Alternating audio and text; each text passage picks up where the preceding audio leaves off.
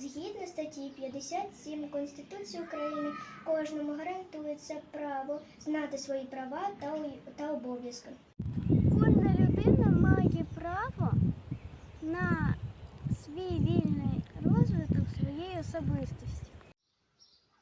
Стаття 43. Кожен має право на працю.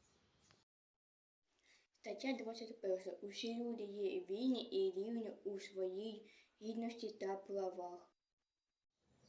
Стаття 53 Конституції України.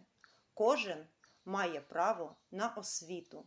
Повна загальна середня освіта є обов'язковою.